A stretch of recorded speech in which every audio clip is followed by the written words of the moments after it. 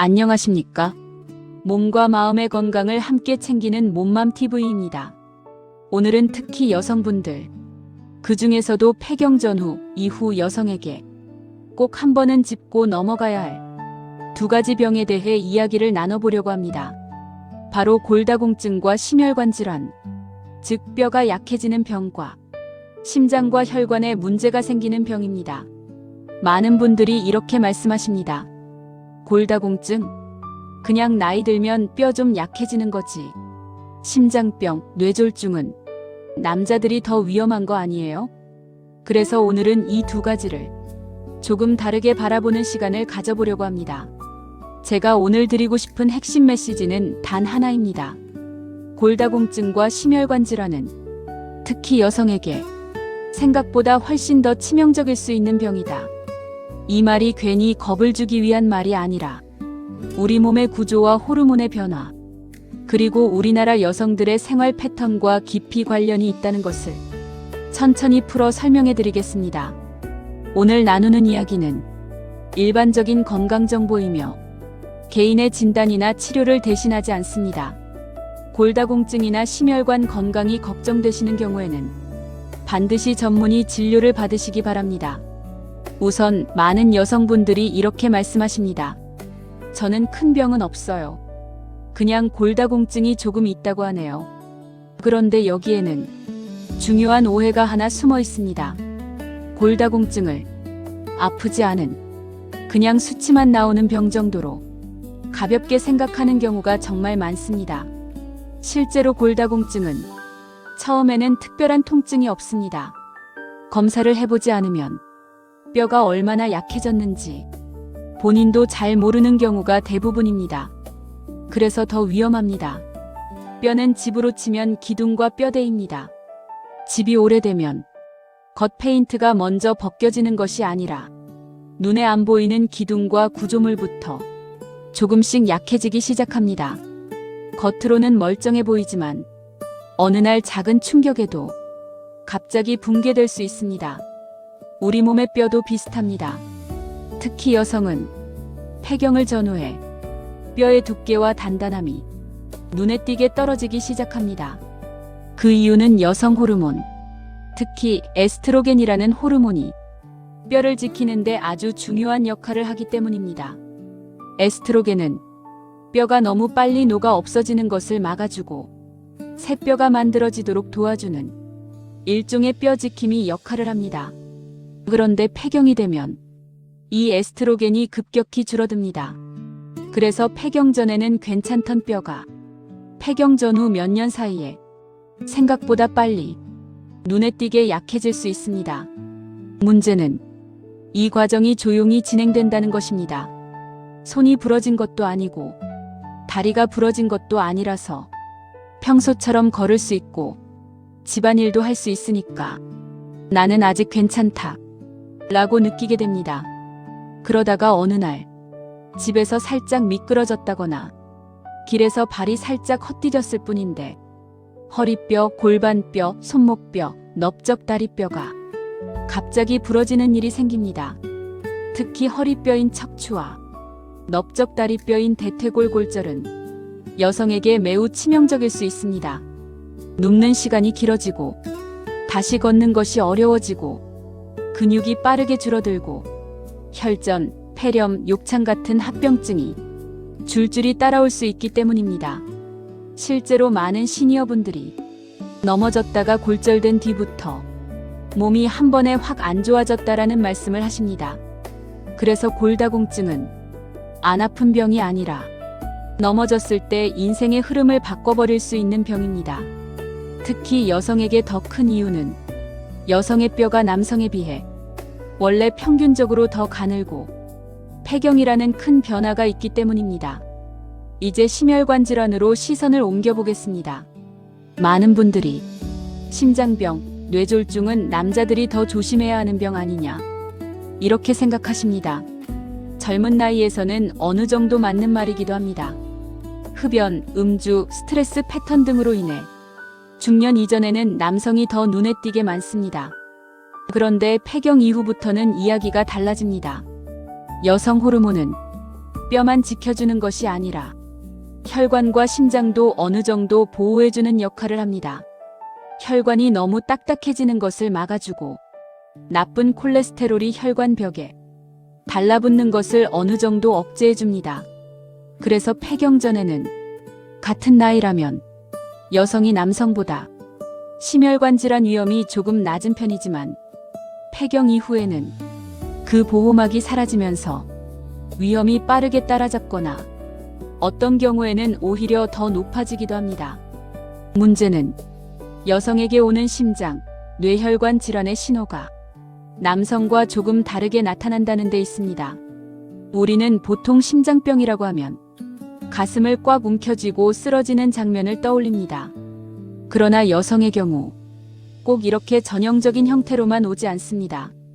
가슴 중앙이 콕콕 쑤시기보다는 가슴이 답답하고 숨이 차고 턱, 목 등이 묵직하게 아픈 느낌, 이상하게 피곤하고 숨이 차서 평소 하던 일을 못하겠는 느낌으로 조용히 애매하게 올 수 있습니다. 그래서 많은 여성분들이 그냥 피곤한가 보다, 요즘 컨디션이 안 좋아서 그렇겠지, 이렇게 넘기고 정작 중요한 시기를 놓치는 경우가 있습니다.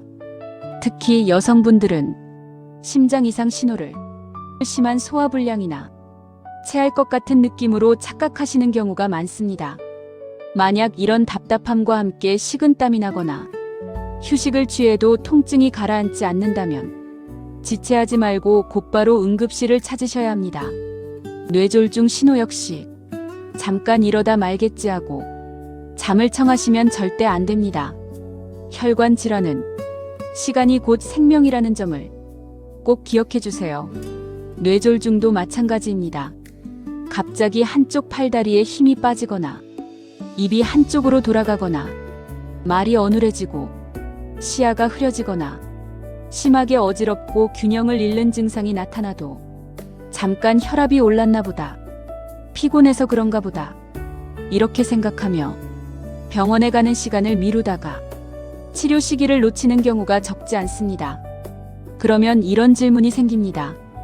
왜 하필 여성에게 골다공증과 심혈관 질환이 이렇게 큰 문제가 되는 걸까? 사실 이 두 가지는 완전히 별개의 병처럼 보이지만 몸 안에서는 곳곳이 서로 연결되어 있습니다. 첫 번째 연결고리는 호르몬 변화입니다. 폐경을 전후해 에스트로겐이 줄어들면 뼈는 약해지고 혈관은 더 쉽게 딱딱해지고 콜레스테롤과 혈압, 혈당의 균형이 흔들리기 쉬운 상태가 됩니다. 즉, 골다공증과 심혈관 질환이 같은 시간대에 같은 원인으로 한꺼번에 위험해지는 것입니다. 두 번째 연결고리는 생활습관입니다. 운동량이 줄어들고 집안에서 보내는 시간이 많아지고 햇빛을 보는 시간이 적어지고 불규칙한 식습관이 이어지면 뼈와 근육은 약해지고 체중은 올라가거나 반대로 근육만 빠지면서 살은 빠지는데 힘은 없는 상태, 혈압, 혈당, 콜레스테롤은 점점 높아지기 쉽습니다. 이 모든 변화가 골다공증과 심혈관 질환을 함께 악화시킵니다. 세 번째 연결고리는 마음의 문제입니다. 은퇴, 자녀 독립, 역할 변화, 배우자와의 사별, 노후에 대한 불안, 이런 마음의 상실감과 스트레스는 우울감과 불면을 부르고 잠이 줄면 호르몬 균형은 더 흐트러지고 심장은 더 빨리 뛰고 혈압과 혈당은 더 불안정해질 수 있습니다. 마음이 지치면 밖으로 나갈 의욕이 줄고 움직임이 줄어들면 뼈와 근육은 더 빨리 약해지고 심장과 혈관은 더 많은 부담을 받습니다. 그래서 뼈, 혈관, 마음은 따로 떼어 생각할 수 있는 문제가 아니라 서로 얽혀있는 하나의 그림이라고 보시는 것이 좋습니다. 그렇다면 이제 중요한 질문이 남습니다. 지금이라도 뭔가를 바꾸면 정말 도움이 될까요? 이미 폐경도 지났고 나이도 이만큼 들었는데 이제 시작해봐야 무슨 의미가 있겠나, 이런 생각이 드실 수 있습니다. 답은 분명합니다. 네, 지금부터 바꿔도 분명히 의미가 있습니다. 이미 약해진 뼈를 다시 20대처럼 되돌릴 수는 없습니다. 이미 딱딱해진 혈관을 완전히 새 혈관으로 바꿀 수도 없습니다. 하지만 더 빨리 나빠지는 것을 느리게 만들고 큰 사고로 이어질 가능성을 줄이고 지금 상태를 더 오래 유지하는 것은 충분히 가능합니다.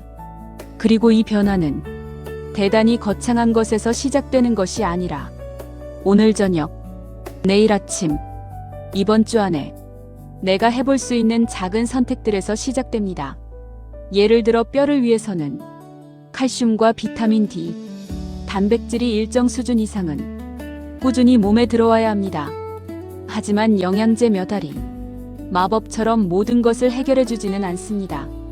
평소 식사에서 멸치, 뼈째 먹는 생선, 두부, 콩류, 우유, 요거트 같은 유제품, 시금치, 브로콜리 같은 채소를 조금씩이라도 챙겨 드시고 햇빛을 적당히 쬐어 몸에서 비타민 D를 만들 수 있게 도와주는 것.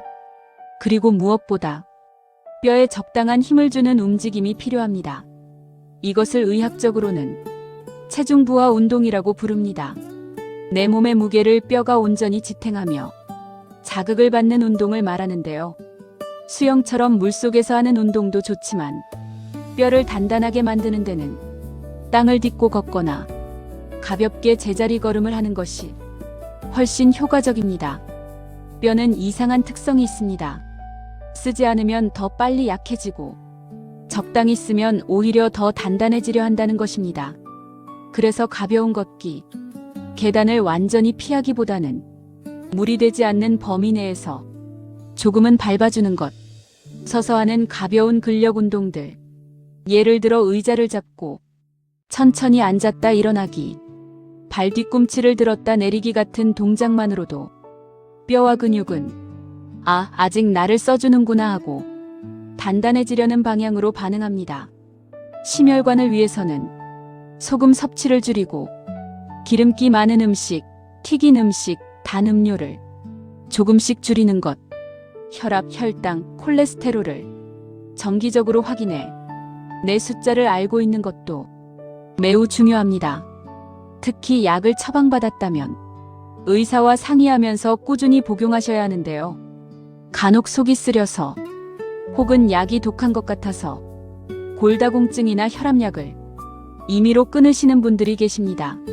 하지만 치료를 중단한 사이 뼈와 혈관은 무방비 상태가 되어 더 큰 사고로 이어질 수 있습니다. 혹시 약을 드시면서 불편함이 있다면 스스로 판단해서 멈추기보다 반드시 주치의와 상의해 약의 종류나 복용법을 조정하셔야 합니다.